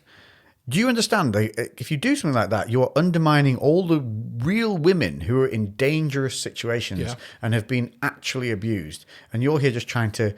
She knows full well, by him being in court, he can't work. No company is going to attach themselves to somebody who's being dragged through a domestic abuse court case. They're just not going to do it. So she's costing him hundreds of millions by keeping him out of films. Yeah. And she's doing this because he just got vindicated, didn't he? And taken back by Warner Brothers for, I assume, Pirates of the Caribbean. And she's doing it again to fuck him. She's literally doing it to fuck. She's vindictive. Yeah. And it's shocking that all of this stuff, and there's just so much like footage of them, like Johnny being pissed. There's like, she's really just trying to paint him. And don't get me wrong, I'm sure he's not perfect by any means, but like some of this stuff seems really, really like weird. How it's he's a human being. Yeah. We all get angry. We slam doors. We stomp around, and we do things. There's a huge difference between doing that and putting your hands on somebody. Yeah. And she has put her hands on him, witnessed by multiple people, already brought up in the previous court cases as a thing. And they've constantly, knowing this, they've tried to swing it that he's hit her because they know that a man hitting a woman is viewed way worse, which it shouldn't be, regardless of the damage of the difference in a hit can cause. Yeah. The intent is still the same. Yeah, it is. And there's another clip that they were playing, and it was basically Johnny who was getting really frustrated. So this was the morning after they'd had a fight, and she'd hit him again, and he was basically saying like, "I can't believe that you're saying that you can't remember what you did last night," and because she'd been denying that she'd hit him. But then, like, after he was really focused on the fact that she was saying she couldn't remember it, and she was saying, like, "Oh, just because I don't remember it, how you remember it doesn't mean I'm wrong." And then he was like, "So you're literally you can't remember the point where we did," and it was like, "I went from the bedroom to the bathroom, and then you came in, and then you hit me, and then something else, and you hit me again." And she was like saying, "That's not quite how it happened." And he was like, so you're having these like deficits in your memory where things are blanking out? Is that what you're trying to tell me? And she's saying like, so I'm not denying that it happened. I'm just saying I don't remember it how you did. So then she's like admitting it. That she's attacked him. Yeah. And like there's multiple times, and I can't see how this is going to pan out good for her any way, shape or form. And there's a bit where he's saying that like he goes to, this was after the Coachella and the shit on the bed incident. He basically, I think his mom passes away, and he then contacts her to say, "My mom's now passed away. I'm going to be filing for divorce. I'm not going to be putting in anything about domestic abuse," or basically he was just like, I don't want to end this in a negative way. I'm just going to say that we've grown apart, and we don't want to be chained to each other via this marriage that is now not what we want it to be. We don't want to be attached legally to each other in ownership. So he kind of seemed to want to get out cleanly. He didn't want to draw any attention to it because she's already fucked him enough. Well, why would you want to draw attention to that anyway? And she basically said, "Okay, well, I want to come in and meet." So he had his 2 bodyguards, and he said like got them to wait like downstairs. Left the door open. He said, "If you hear any screaming or banging or any kind of noise, come up. I want you to like I want you to intervene. I don't want to be in this situation on my own. But also I don't want to. He knew that she was going to get triggered by the security being there in the first place. So he was just like, just stay there. And I'll just like, if I need you, I need you. And they'd gone upstairs, started talking. This is when she was like trying to say it was the dogs and blah, blah, blah. And he was like, he couldn't bring himself to be okay with that explanation because it was such bullshit. Yeah. Which then obviously escalated into her like ramping up and arguing and kicking off.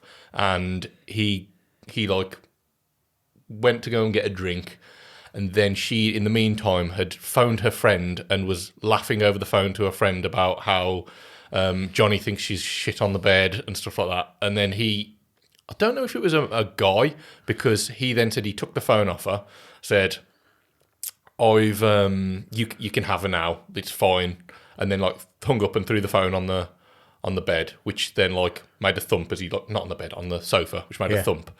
And then somebody called Rocky like comes running in the room going, "Leave her alone," like defending her. He was like, he had it pre-planned. Yeah, he was in the kitchen at this point. So like he said like 20 feet away from her, and he runs in saying, "Leave her alone, leave her alone." The phone is still on. Yeah. And then she starts shouting, "Stop hitting me, Johnny, stop hitting me." And he's like, not even there. You're kidding. Whether this is true or not, this is how he's telling the story. Yeah. Because all of a sudden shouting starts, then his two security guards come in, and then all of a sudden she says, "That'll be the last time you ever hit me." And then the security's just like, "Come on, we need to get out of here." Seeing that they're in different rooms. It's like an open plan apartment, but they're like 20 feet away from each other. So it sounds like she's literally set that situation up to try and capture a recording of him beating her up. So she made the phone call. But she didn't. Yeah, but she didn't know that the security were waiting outside, which interrupted that plan. So yeah, but there's loads of things on there, and like I said, I saw like a summary, and it was like half an hour of bits and pieces that they pulled from it. I hope that she needs jail time, because think of the damage that she's causing, not only monetarily to him and with his career, but emotionally and everything, and also false allegations that are disproven in such a strong regard. They need to be punished for that, because it's going to deter others from trying to do the same bullshit. If all that happens is she gets told you're not getting any money from him, and then she's allowed to wander off, there needs to be he should like counter sue or whatever. The judicial system itself should uphold some kind of ruling, whereas you are going to be judged on the fallacies that you've brought forward to this court. Well, surely it is for lying in a court and stuff like that. Because you're supposed to be under oath. Yeah, there's got to be some repercussions for that. I don't really understand. It didn't seem like there were any last time. No. And it all got waved out of court. I don't know whether this is just following up from there, whether they've brought more evidence in or something like that. I don't really know. Be interested to see who started it. It seems like Johnny's was even in a real bad place, because like he went in that scene where he's like fucking slamming the cupboard doors, and you can tell he's been drinking, and this is the morning. Yeah. And then he like gets a bottle of wine, and he's got these like quite cool wine glasses. They're like this. They're like a jam jar. Silver lining in every cloud. Yeah, there's like a jam jar, but it's on a stalk like a wine glass, but it's a big, almost like nearly like a pint. Yeah. And he's just there like empties that fucking literally like half a bottle in there, and then just starts drinking. And in the court they're saying like, "Were you drunk at this point?" And he's like, "I don't remember specifically, because I don't even know when that date when that was from." But he said that there's a good chance of it. And they said like, you poured yourself, I can't remember what they called it. They called it like a mega pint of wine, and he was like, "A mega pint?" And they were just like, "Yes." And I was like, I poured myself a large glass of wine because I was in a really bad place, and I thought it was appropriate at the time. The fact that her lawyers used the words mega pint, they're like, shows how stupid that guy is. Yeah, everything they just seem to be like everything. Johnny Depp in it. Like again, I still don't know whether we're seeing 100% of it, but he was very calm and very calculated in everything that he said. He was very thoughtful. Yeah. Every word that came out of his mouth, he was like thinking about what he didn't let emotion play. He wasn't getting emotional, which is good, because it shows he's not longer emotional about it. But she was sat there, and a lot of them, they were like not side by side, but like the camera was two shots of them, and she was just there with this like what to me looked like a really obvious sad face, like overly exaggerated, like sad lips. Timid. Look how timid I am. But like throughout the entirety, even when there was nothing going on, so like sometimes there was like bits where they were like, okay, we need to get this bit of audio, and then there was just like a bit of scrabbling around in the background, so nothing was being said, nothing negative, and she was just there like. It seemed just like over the top, yeah, very much over the top. There was no break in it. Whereas you're not like that permanently. You have ups and downs of emotions, even short term. You can feel sad, but you don't just sit there like. No. The entirety, you'll have moments where you're a bit blank, where or anger. Yeah, like, but it was just, I don't know, something just felt off, and I know that's not obviously how a fucking court case works. You don't just look at them and go, you look fucking like. Well, there would be if we ran the court. You're like, clearly, look at this bitch, man. That is a fake sad face right there. We've all seen that face in the car after you were told we couldn't go shopping where you wanted to go or whatever the hell it is. I've seen that face from you. I also seen it from a 4-year-old child who I just told can't have any more candy. Yeah, it was almost like that. Just an over-exaggerated sad face. I remember doing that as a kid. Literally, that's kind sitting there thinking, look sad, look sad, look sad. But and again, this, like, I really hope that Johnny is innocent of this and he hasn't actually done anything wrong, because I like him as an actor and he seems like he's a good person. But he looks healthier now. He looks a lot healthier. Do you remember when the first court case came? He looked like he was doing heroin. He literally looked like. Yeah, but I thought we might lose him. Yeah, he like, did. He looked very bad. Worryingly thin. But I think again, his mom had not long passed away at that point, and obviously that I literally cannot imagine the state that you must be mentally, because this is a person who you're meant to love and they're meant to love you back. They're and meant like, to be your support, your anchor, And then somebody who's like it's gone so sour to be. I don't know. I just do not understand how that must feel. It must be insane. And then not just that, you're in the public eye so much. You have such little privacy, and then that tiny bit that you've got is just fucking out for everybody. I just don't think it's worth any of those people in that kind of level of stardom. They just, as sad as it is, should just not get married. Because it just causes this dilemma when they need to break, whether if that other person isn't as famous or suddenly isn't as famous, isn't doing as well. We're seeing it with Will Smith and Jada, what's she called? Jada Pinkett Smith. Pinkett Smith. So she still kept her own name, didn't switch to Smith all the time. But also no one gives a fuck about her. No one wants to see her in a movie. She's not a draw at all. Nobody, if she leaves Will Smith tomorrow, within a year, everyone's forgotten about her. So she is against a guy who is arguably one of the most well-known people in the world, superstar, billionaire. I think he's a billionaire now, isn't he? He's worth a fuck ton of money. She isn't. And so she is... It's like seemingly, well, no, it sounds like she's seemingly controlling him and bringing him and pulling him and working at his psyche, continue to keep him under her control, because she knows without him, she disappears into nothingness. But with him, she's still in the public eye. People still give her attention. And that's what I think. And so, whereas if they weren't married, he could just be like, get out.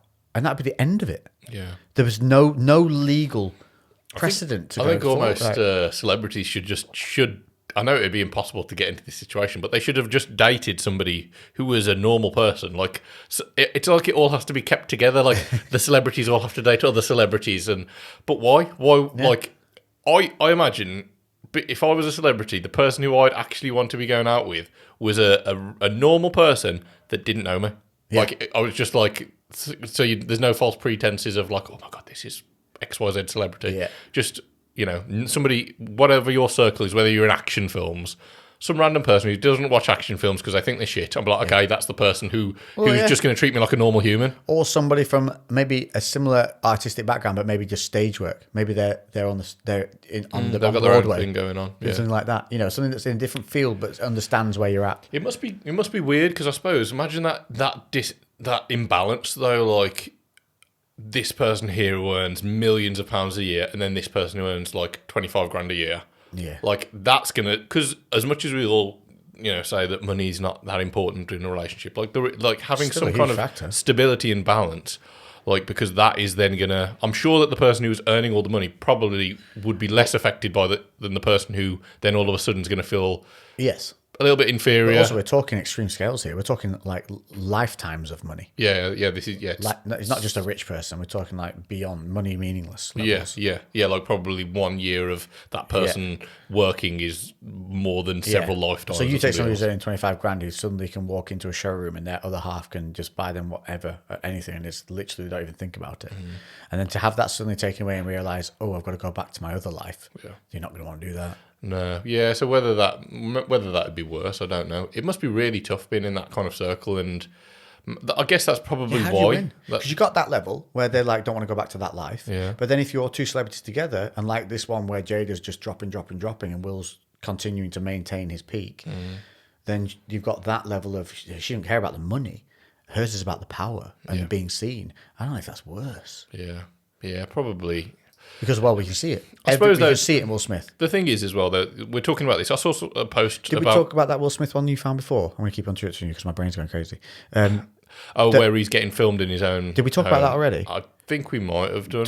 Just tell people about that one, where you found that. To go and watch this, please, all of you, just go watch this one clip, and it's Jada videoing Will. Go on, when's it from? I can't remember exactly what I searched now, but it's basically Will Smith getting filmed in his house with Jada, and basically she's like she just pulls the phone out. He's just, I think it looks like it's in the morning. He's making breakfast or something like that, and she's like starts filming him and talking to him about some problems that they've had in their relationship or something. She mentioned like some psychologist's name or something. somebody, and Will literally doesn't answer the question. He's just like, please don't film me. I'm like, I don't want to be filmed right now. Looking absolutely defeated. Yeah, and she carries on filming, like the camera's still in his face, and then she's then talking to this, like, whether it's a therapist person or something, and she's like, oh, please tell him he's wrong. The therapist isn't there. I've got to deal with this craziness, or I've got to deal with this attitude.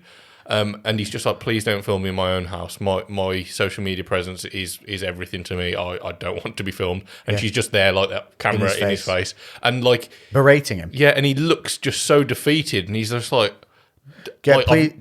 what could they search to find that, do you think? Jada filming Will Smith. Yeah, maybe. Something like that. Let me just have a look. please, just take a second to go and watch this and understand where this man is at psychologically against it. It's almost heartbreaking to watch. He looks absolutely defeated.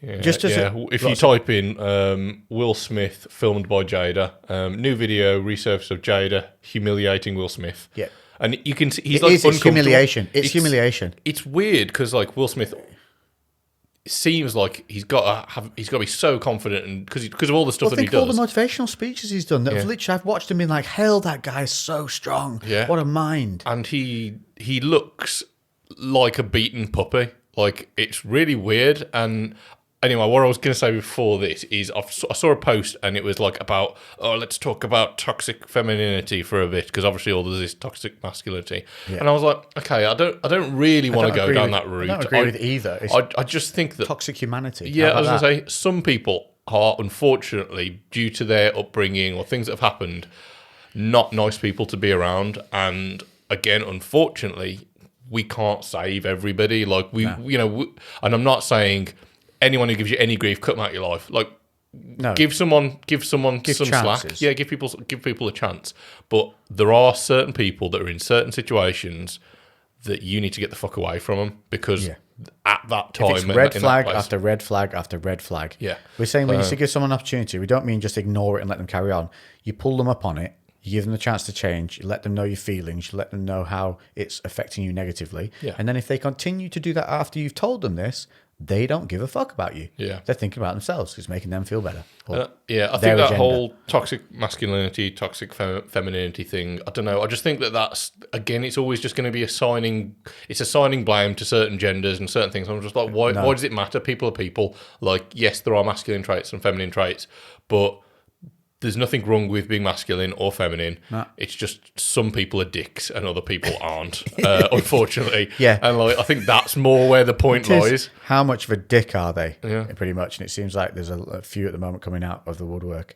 But I think we'll wrap it up on that, because I think it's a good one to end on. Is just basically treat others how the fuck you want to be treated. If you know you're using somebody to make yourself feel better, take a long, hard fucking look in the mirror, because you have got some things that you need to work out, and it's unfair for you to take that out on other people around you just because in the short term that makes you feel better. And that's what people are doing. If people are trying to put you down or criticize your ideas, criticize what you're doing, it's not even really on you. It's them projecting that what you're doing is something maybe they want to be doing, or you're reminding them of what they're not doing. Yeah. And to just, give them the opportunity, tell them why, stop doing this thing, and if they keep doing it, put them aside. Yeah, there's boundaries that you have to just be around people that lift you up instead of pulling you down. We say it all the time, if they're pissing on the flames of your fire rather than stoking them, they're not somebody to have in your life. Yeah, that's a very, very good point. I think this kind of just reminded me of one of the guests that we're looking to get on in terms of. Let's talk about. We'll wrap up on a positive. Yeah. Who are we getting coming on to it soon? Actually, no, we haven't. We haven't. You In the not gonna put next it at the episode, okay. There's going to be a new intro, and the guest who created the intro will be on a few weeks later. But we want to introduce it to you first because it is part of actually their new song as well. So you'll be able to. We will link the song, the full song, plus, and you'll hear the intro within the song. So that'll be next episode. That will be. The intro will be on the next episode. He's coming on May 14th. Yeah. So we've basically plans of we've got somebody who's coming on who's a musician. We've got somebody who's coming on who's a therapist. Yes. Let us know what other genres of people, of people. We'll do our best. Yeah, because I think it's really interesting when we get that other dynamic. And I don't know, it's like digging down into some of the things. It feels like we get better for it as well. It expands our knowledge. But the more people in minds that you bring that are like-minded and start talking about things, the more you work through stuff as well, which is nice. Like literally before you came, on my driveway, there was me, the bloke doing the wheels on my car, and the guy doing the bodywork. Yeah. And we spent... the guy for the bodywork was here for an hour. He did 20 minutes work. We spent 40 minutes talking because it was just so nice to have. And we were all talking about these like-minded things that were going on because they're all self-employed. We're all talking about little things, bits and bobs, and it was just flowing. And before you knew it, the time was gone. Yeah. And I'm the instigator of it because I pull everyone in chatting about stuff. And I like doing. I like that camaraderie that you can create so easily and so quickly, which is why I'm so against hanging around with people that fuck with you, because it's super easy to hang around with people that just want to talk and be good and help. Yeah. There's so many good people out there. Why the fuck are you wasting your time with people Don't waste your time on it. That is well put. If you've got any ideas of other genres of people, I don't know what you want to call it, just people with other careers, other life experiences. If you're on YouTube, put it in the comments, and me and Lex will do our best to start searching around. We all know lots of people, and we know people that know people. Yeah, we do. We know people that know people. I thought it might be cool to actually get a proper big, geary bodybuilder. Get somebody who's actually who's living that. I can. I've got from Stinstagram. We both know him. His name will not come to my head. Big boy, ginger guy.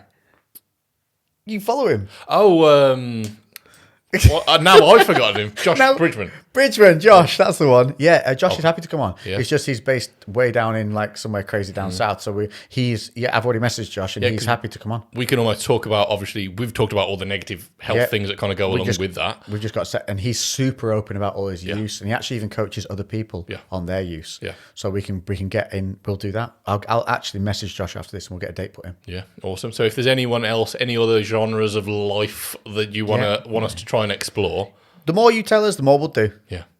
And we appreciate you all for tuning in as always. So I hope some of this is, I hope it leaves you on a positive note. I hope you had a few giggles on the way. As we always say, leave what was shit behind in the week that's just gone and bring forward all that good and carry it forward. Get outside, get your feet on the earth, get fresh air in your lungs. Just fucking live life, people. We'll catch you in the next one. Toodle pip.